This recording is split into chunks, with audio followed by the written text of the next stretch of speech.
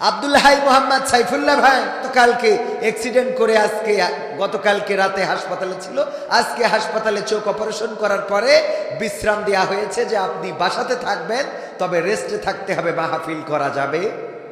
Doctor Abdullah Jahangir স্যারের ছাত্র doctor Abdullah Jahangir ছিলেন বাংলাদেশে দলমত নির্বিশেষে জেনারেল অথবা মাদ্রাসা পড়ুয়া সবার কাছে প্রিয় ভাজন একজন ব্যক্তি, ঠিক না বে ঠিক? ডক্টর আব্দুল্লাহ জাহাঙ্গীরের ছাত্র আব্দুল হাই মোহাম্মদ সাইফুল্লাহ ভাই আমার খুব কাছের মানুষ, অনেক মহব্বত করেন, আমিও তাকে অত্যন্ত মহব্বত করি। দেখা হলে জড়িয়ে ধরেন, অনেক গল্প হয়, মাঝে মাঝে ফোনেও কথা হয়। ওইদিকে মাহফিলে গেলে বগুড়াতে অনেকবার একসাথে চা খেয়ে তারপরে উনি ঢাকার উদ্দেশ্যে গিয়েছেন, আমি যশোরের উদ্দেশ্যে এসেছি।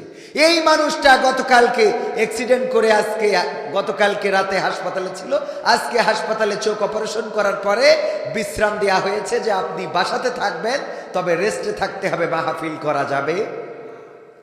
গতকালকে যিনি স্টেজের বক্তা ছিলেন, স্টেজে বসে কণ্ঠস্বর দিয়ে প্রতিবাদী ছিলেন, কোরআন শুনিয়েছেন, কোরআন বুঝিয়েছেন, আজকে সেই মানুষটা আল্লাহ রাব্বুল আলামিন তাকে রেস্টের জন্য, বিশ্রামের জন্য পাঠিয়ে দিয়েছেন যে কিছুদিন বিশ্রাম করো, আমরা জানি না কার কখন কি হবে। আল্লাহ আমার আব্দুল হাই মোহাম্মদ সাইফুল্লাহ ভাইয়ের সুস্থতা দান করুন, বলেন আমিন। উনার আলোচনাগুলো দলমত নির্বিশেষে সবার কাছে প্রিয়। আমি বলতে চাই, এই বাংলাদেশে অসংখ্য আলেম ওলামা অ্যাক্সিডেন্টেই মারা গিয়েছে। এই অ্যাক্সিডেন্ট গুলো কি সত্যিকার অর্থেই অ্যাক্সিডেন্ট, নাকি এগুলো পরিকল্পিত হত্যাকাণ্ড? যাচাই করার সময় এসেছে, বলেন ঠিক কিনা? ডক্টর আব্দুল্লাহ জাহাঙ্গীরকে এইভাবেই হত্যা করা হয়েছে, অ্যাক্সিডেন্ট করে তিনি শহীদ হয়েছেন আইনুদ্দিন আল আজাদ, কওমি অঙ্গনের উস্তাদ। এছাড়াও আমাদের যশোরের ছিল আরেকজন আবু জাফর, তিনিও অ্যাক্সিডেন্ট করে মারা গেছেন। এমনি ভাবে আমরা প্রায়ই শুনি অ্যাক্সিডেন্ট করে অমুক বক্তা আহত, অমুক বক্তা নিহত।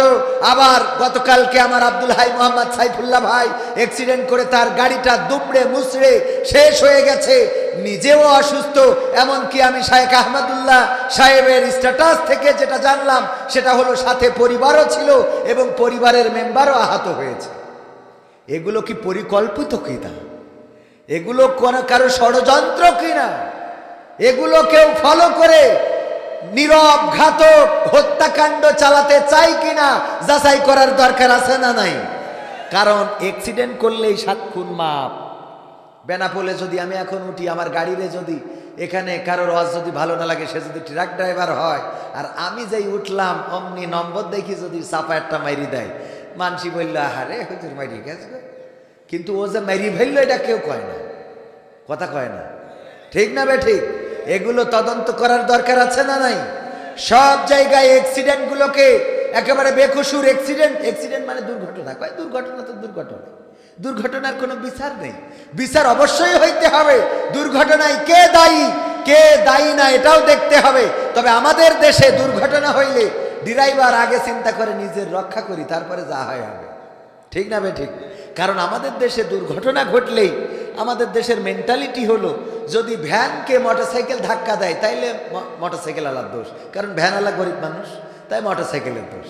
খেয়াল করে দেখবেন, মোটরসাইকেলকে যদি পিকআপ চাপা দেয় তাইলে পিকআপের দোষ, কারণ মোটরসাইকেল ছোট জিনিস, পিকআপটা বড়, তাই সবাই মোটরসাইকেলের পক্ষ নিয়ে পিকআপের বিপক্ষে যায়। পিকআপের সাথে যদি ট্রাকের অ্যাক্সিডেন্ট হয় তাইলে সবাই পিকআপের দোষ বাদ দিয়ে ট্রাকের দোষ দেবে যে এই শালা খারাপ, কথা কয় না, এই ড্রাইভার সমস্যা। আবার অনেকেই বলে যে ট্রাকের ড্রাইভার সব বেজান না, এই বলে না নাউজুবিল্লাহ, এরকম কথা বলা যাবে? বলে, প্রায় বলে, মানে কি আমাদের কানের মধ্যে কতবার বলল মানুষ। তো এই গেল, এইবার যদি ট্রাকের সাথে বাসের অ্যাক্সিডেন্ট হয় তাইলে কার দোষ? ট্রাকেলার দোষ, বাসের কোনো অপরাধ নেই। এই যে নিরপরাধ একজনকে আমরা বিচার করে দিই, রাতারাতি বিচার করে ফেলি। মারা গেল, মাকে মেরে ফ্রিজে ঢুকাইছে, হাত পা বেঁধে ফ্রিজে ঢুকাইছে, বলল যে র্যাব এসে ব্রিফিং দিলে যে সন্তান হত্যা করেছে, সে তার প্রেমিকাকে ভালোবাসতে যেয়ে 500 টাকা 1000 টাকা চায়, মা দিতে চায়নি, এই জন্য মার সাথে সে কি করেছে, মাদ্রাসা থেকে এসে মা তরকারি কুটছিল, হঠাৎ করে ঝাপটে ধরে দম বন্ধ করে মেরে ফেলতেছে, দিয়ে তারপরে হাত পা বেঁধে ফ্রিজের মধ্যে ঢুকাইছে, নাটক সাজাইছে, বাড়ি ছিনতাই করতে যেয়ে কি করেছে? মাকে মেরে ফেলেছে। আমরা কত ওয়াজ করলাম, আল্লাহ এই ছেলে জাহান্নামে দাও, ওর একসাথে 7টা জাহান্নামে ঢুকাবা। করেছি না করিনি? কেমন কুলাঙ্গার ছেলে, মাকে হত্যা করলো সারা দেশে, তার বিরুদ্ধে ওয়াজ করে বেড়ালাম। ও মা, পরের দিন আবার দেখি আমার পুলিশ ভাইয়েরা বলছে না না, সন্তান হত্যা করে নাই, হত্যা করেছে ওই বাড়ির ভাড়াটিয়া। ওই বাড়ির ভাড়াটিয়া আর কাজের লোকেরা মিলে পরিকল্পনা করে হত্যা করেছে। র্যাব বলল সন্তান, আবার পুলিশ বলে ভাড়াটিয়া। খানিক পরে না জানি আবার অন্য কোনো গ্রুপ, যেমন আছে বিজিবি আছে না নাই, আর্মি আছে, ওরা না জানি আবার বলে এটা করেছে জামাত শিবির। কথা কয় না, বলা যায় না, কারণ অলরেডি চেঞ্জ হয়ে যাচ্ছে। হুটোপাটা করি আপনার বলার দরকার কি? আগে তদন্ত করার দরকার আছে না? আল্লাহ রাসূল বললেন মিথ্যা বলার জন্য এতটুকু যথেষ্ট যে সে যা শোনে তাই প্রচার করে। সে যা শোনে তাই প্রচার করে। মিথ্যা বলার জন্য এতটুকু, মিথ্যাবাদী হওয়ার জন্য এতটুকু যথেষ্ট। বিশ্বনবী সাল্লাল্লাহু আলাইহি সাল্লাম বর্ণিত হাদিস, আবু হুরায়রা রাদিয়াল্লাহু তাআলা আনহু থেকে বর্ণিত, তিনি বলেছেন, বিশ্বনবী বলেছেন মিথ্যা বলার জন্য এতটুকু যথেষ্ট, সে যা শুনলো তাই প্রচার করলো। এইভাবে আমরা প্রচার করে বেড়ালাম, আমরাও মিথ্যাবাদী হয়ে গেলাম। কারণ আমরা টেলিভিশনের খবরটাকে নিয়েছি, র্যাব বলতেছে, এটা তো আমরা ভুল মনে করতে পারি না, পারি বলেন?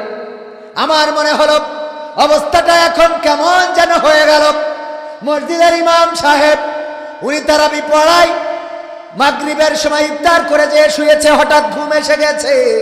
ঘুম ভেঙে দেখে তারাবির সময় 10 মিনিট পার হয়ে গেছে। তাড়াতাড়ি পাঞ্জাবি ছিল আড়ার উপরে নেড়ে দিয়া, পাঞ্জাবিটা ঘাড়ের উপরে দিয়ে নিয়ে মসজিদে ঢুকেছে। মসজিদে ঢুকে দেখে মুসাল্লিরা সব গরম হয়ে গেছে। তখন বিদ্যুতের ব্যবস্থা ছিল না সামনে যাওয়ার পরে। সভাপতি বলছে, ইমাম সাহেব আপনার দেরি হলো কেন? আলিফ লাইলা তো শেষ হয়ে যাবে, আজকে তারাবি পড়বো কখন? তারাবি পড়বো নাকি আলিফ লাইলা দেখবো? আপনি বলেন দেরি করলেন কেন? কয় অসুবিধা নেই, আমি একটু টানাই দিবানে, আমি একটু জোরে পড়বানে। এই বলে ইমাম সাহেব পাঞ্জাবি গায়ে দিচ্ছে, কিন্তু হাতা খুঁজে পাচ্ছে না। হুজুর কি হলো, এত দেরি হয় কেন? আমি পাঞ্জাবি গায়ে দিয়ে সে হাতা খুঁজে পাচ্ছি না। আরে হুজুর, পাঞ্জাবি গায়ে দিয়ে হাতা খুঁজে পাচ্ছেন না, আগে 10 মিনিট লেট করলেন, আবার হাতা খুঁজে পান না, কেমন পাঞ্জাবি?